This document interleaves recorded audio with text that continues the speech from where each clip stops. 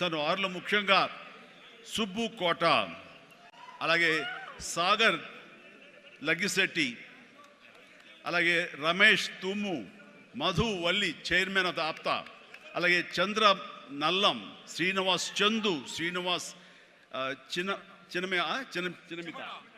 చిమిట, విజయ్ గుడిసేవ, బాబీ అడ్డా. ఇలాగా ఇందులో కొద్ది పేర్లు మాత్రమే ఉన్నాయి. చెప్పాలంటే ఇక్కడ ఉన్న ప్రతి ఒక్కళ్ళ పేరున మనం చెప్పుకొని పోవాలి. వారందరికీ కూడా నా సంతోషాన్ని వ్యక్తం చేస్తున్నాను. ఇక్కడ ప్రత్యేకించి యంగ్ ఎంటర్‌ప్రెన్యూర్‌షిప్ గురించి కానీ ఎంటర్‌ప్రెన్యూర్ గురించి మీరు చెప్పాలి, ఏదైనా మాట్లాడాలి అంటే ఏం మాట్లాడాలి? ఎంటర్‌ప్రెన్యూర్‌కి ప్రాపర్ స్పెల్లింగ్ కూడా తెలియదు నాకు. ఏం మాట్లాడాలి, ఎలా చేయాలి దీని గురించి అంటే నాకు తెలియదు. నాకు అప్పుడు అనిపించింది, ఒక మనిషి అభివృద్ధిలోకి రావటానికి ఈ ఎంటర్‌ప్రెన్యూర్‌షిప్ గురించి మన పెద్ద పెద్ద ఎడ్యుకేషనిస్టులు ఏవైతే నిర్వహిస్తాయో, ఏవైతే చెబుతాయో అవన్నీ కూడా మన కాలేజీకి వెళ్లకుండా బహుశా నేర్చుకున్నామేమో, అవి మన అంతరంతరాల్లో ఉండి మనల్ని ప్రాంప్ట్ చేసినేమో. కాబట్టే అంచెలంచెలుగా మనం ఈ స్టేజ్కి చేరుకున్నాము.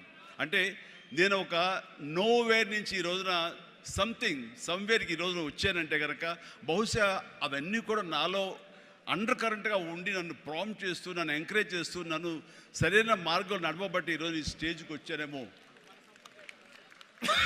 కాబట్టి నా గురించి, నా ఎదుగుదల గురించి, నేను ఎవాల్వ్ అయిన విధానం గురించి, నన్ను నేను మలుచుకున్న విధానం బట్టి, ఆయా ప్రతికూల పరిస్థితిలో ఎలాగ నేను దాన్ని నాకు అనుకూలంగా చేసుకుని, నాకు అనుకూల పరిస్థితి చేసుకుని ఎలా ఎదుగుతూ వచ్చాను అనేది ఈరోజు మీతో నేను చెప్పుకోగలిగితే, మీరందరూ చదువుకున్న వాళ్ళు కాబట్టి ఈ యొక్క ఎంటర్‌ప్రెన్యూర్‌షిప్లో, ఈ బిజినెస్లో, ఈ కార్పొరేట్లో ఏమేమి చెబుతారో వాటి మీరు అన్వయించుకోవచ్చు. అందులో ఈరోజు నా గురించి నేను చెప్పుకోవాల్సి వస్తే కనుక, ఒక సాదాసీదాగా ఒక లో మిడిల్ క్లాస్ ఫ్యామిలీ నుంచి ప్రారంభించిన వాడిని ఈరోజు కొత్తగా నేను చెప్పాల్సిన అవసరం లేదు. కానీ ఇదివరకు గతంలో ఎవరితో షేర్ చేసుకోలేనటువంటి కొన్ని విషయాలు, అది ఈ రోజున ఫోటోగ్రాఫర్ ప్లీజ్ కూర్చోండి. ఆల్ ద 3 కానిస్టేబుల్ గారు ప్లీజ్, థ్యాంక్ యూ. వాళ్ళందరూ ఏమండి మీరు అడ్డొస్తారు, మీరు కిందకి వెళ్ళిపోండి ప్లీజ్, అటు అడ్లేకండి. Thank you. సో నేను ఎలాగొచ్చాను, ఏమిటి నా మైండ్ సెట్ ఎలా ఉండింది, ఎప్పటికప్పుడు అది మార్చుకుంటూ ఎలాగ నేను ఎవాల్వ్ అయ్యాను అనేది ఈ రోజున మీతో నేను షేర్ చేసుకుంటే అది చాలామందికి ఆలోచింపజేస్తుంది, ఆచరించేలా చేస్తుంది. అది ఆమోదం అయితే కనుక అది వినియోగించుకునేలాగా కూడా చేస్తుందని నేను ఆశిస్తున్నాను.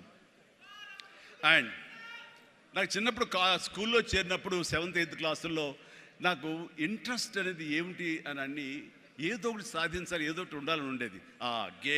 గేమ్స్ అనేది, ఆట అనేది ఎవరికి ఇష్టం ఉండదండి. చదువు అంటే కష్టం కానీ ఆట ఎవరికి ఇష్టం ఉండదు. సో చదువు వైపు తప్పనిసరిగా వెళుతున్నాం కానీ నా మనసు ఆటల వైపు అని. అప్పట్లో బాల్ బ్యాడ్మింటన్ ఉండేది, ఎల్లో బాల్ ఇలా ఉండేది. సో 1-2 రోజులు ఆడిన తర్వాత 3వ రోజు ఎవడో ఏమో తెలియదండి, సరిగ్గా కొడితే అది నా కంటికి తగిలి కళ్ళు వాచిపోయింది. ఆ తర్వాత మళ్ళీ ఆ గేమ్ వైపు వెళ్ళలేదు. సరే వాలీబాల్ ఆడదాం కదా అంటే వాలీబాల్ అవతల షాట్ ఎగిరి కొట్టినప్పుడు నేను ఫింగర్స్తో టచ్ చేశాను. ఇలా టచ్ చేస్తుంది, ఫింగర్తో టచ్ చేస్తే మొత్తం 7 వంగిపోయినాయి. ఆ ఆట అంటే భయం వేసింది. క్రికెట్ అంటే ఆడెవడో మనకు బాల్ తీసుకొచ్చి నా బొట్టనవేలు మీద కొట్టాడు, బొట్టనవేలు వాసిపోయింది. ఏంటి మన గేమ్స్ అచ్చొచ్చేలా కనపట్లేదు, నెక్స్ట్ ఇది కాదులే అనుకున్నాగా ఎన్సీసీ అనేది, నేను ఎక్స్ట్రా కరికులర్ యాక్టివిటీస్లో పార్టిసిపేట్ చేయాలని నాకు ఎన్సీసీ కనిపించింది. ఎన్సీసీలో ఒక క్రమశిక్షణ వస్తుంది అండ్ ఎక్సర్సైజ్ ఉంటుంది, డిసిప్లిన్గా మనం ఇది అన్వయించుకోవచ్చు, అలవర్చుకోవచ్చు అనే ఉద్దేశం దాంతో చేరిన నాకు కాలేజీ డేస్లో బీకామ్ చదువుతుండగా ఫస్ట్ ఇయర్లో ఒక క్యాడెట్ ఆఫ్ ఎన్సీసీ, నేవీ ఎన్సీసీలో నేను చేరినప్పుడు ఒక క్యాడెట్గా చేరాను. నెక్స్ట్ ఇయర్ పెటీ ఆఫీసర్ అయ్యాను. ఆ తర్వాత క్యాడెట్ కెప్టెన్ అయ్యాను. ఆ తర్వాత సీనియర్ క్యాడెట్ కెప్టెన్ని 3rd ఇయర్లో అయ్యాను. అవ్వటమే కాదు, ఈ ఇంటర్నేషనల్గా నేషనల్ వైడ్గా జరిగేటటువంటి మన ఆర్డీసీ క్యాంప్ రిపబ్లిక్ డే సెలబ్రేషన్స్లో మా రాష్ట్రపతి రోడ్డు మీద నేను మన సైన్యంతో పాటు నేను కూడా కవాతు చేయడం జరిగింది. వాట్ వండర్ఫుల్ ఎక్స్పీరియన్స్ అంటే, ఓ పక్క నుంచి ప్రధానమంత్రి గారు, పక్కన ఇందిరాగాంధీ గారు అప్పట్లో అండ్ ప్రెసిడెంట్ వాళ్ళందరూ ఉన్నప్పుడు వాళ్ళు నడుస్తుంటే ఇది కదా మనం సాధించామంటే ఎస్ అనుకునేవాడిని. ఐఎమ్ 9 క్లౌడ్లో ఉండేవాడిని అనమాట, క్లౌడ్ 9లో. నేను ఆ రకంగా చేసినప్పుడు ఎన్సీసీలో సాధించేసాను అనుకునేవాడిని. ఆ తర్వాత నెక్స్ట్ ఏంటి అంటే నాకు దారి కనపడలేదు. మహా అయితే కనుక ఒక సబ్ లెఫ్టినెంట్ గానో మళ్ళీ నేవీలోనో పడవల్లోనో ప్రయాణం చేయాలి, షిప్పులో. అది కాదు, something else is bothering me. ఏం చేయాలి అని అనుకుంటుండగా నాకు అనిపించింది, కాలేజీలో అనుకోకుండా ఒక డ్రామా వేశాను. ఆ డ్రామా పేరు రాజీనామాలో నాకు బెస్ట్ యాక్టర్ వచ్చేసింది. వెంటనే ఆ ఫోటోగ్రాఫ్ ప్రింట్ చేసి మా కాలేజీ మ్యాగజైన్లో వేసిస్తారు. అండ్ అక్కడి నుంచి ఎక్కడికి వెళ్తున్నా సరే అమ్మాయిల దగ్గర నుంచి తోటి వాళ్ళ దగ్గర నుంచి నన్ను హీరోలాగా చూస్తుంటే అబ్బా రాత్రి డ్రామా చూసాము, ఆ చైర్మన్ పాత్రలు అదరగొట్టేసా, చాలా బాగుంది అంటుంటే అప్పటిదాకా ఎవరు నన్ను అలా చూడని వాళ్ళు ప్రతి ఒక్కరి నడుచుకుంటూ వెళ్తుంటే, సైకిల్ మీద వెళ్తుంటే నన్ను అలాగ చూస్తారు.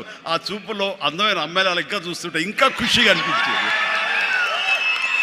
వావ్, అది ఎంత ఎంకరేజింగ్గా ఉండేదంటే ఎస్ నా ఫ్యూచర్ యాక్టింగ్ అయితే ఎలా ఉంటుంది అన్నది అక్కడ సీడ్ పడింది. అక్కడి నుంచి నా ఇంట్రెస్ట్ డెవలప్ అయింది. అక్కడి నుంచి సినిమాలు చూడటం, సినిమా మీద దృష్టి పెట్టడం జరిగింది.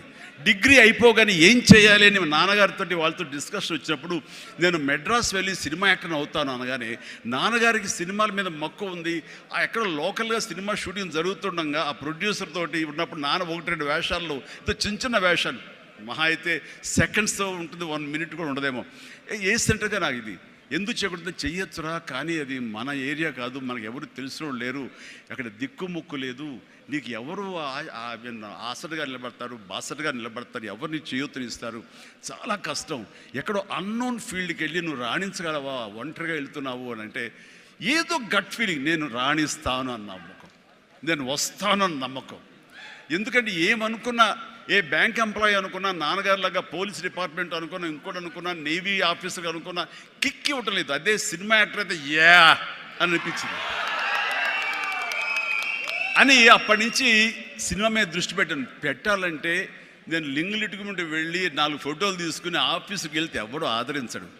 నేను ఒక ఫిలిం ఇన్స్టిట్యూట్లో ట్రైనింగ్ అయ్యానండి, ఆమె ట్రైన్డ్ యాక్టర్ అని అంటే ఎంతో కొంత ఆదరణ ఉంటుంది. రావు కూర్చొని చేసి టీ అని ఇస్తారేమో అనే ఉద్దేశంతో నేను ఫిలిం ఇన్స్టిట్యూట్లో జాయిన్ అయితే అక్కడ నేను అయ్యాను. ట్రైనింగ్ అయిన తర్వాత అక్కడి నుంచి ఏ ఒక్క రోజు కూడా నమ్మండి, ట్రైనింగ్ పూర్తి అవ్వకుండానే నన్ను నా టాలెంట్ని చూసి ఆయా ప్రొడ్యూసర్లు అప్పటికప్పుడు నాకు వేషాలు ఇవ్వడం మొదలుపెట్టారు.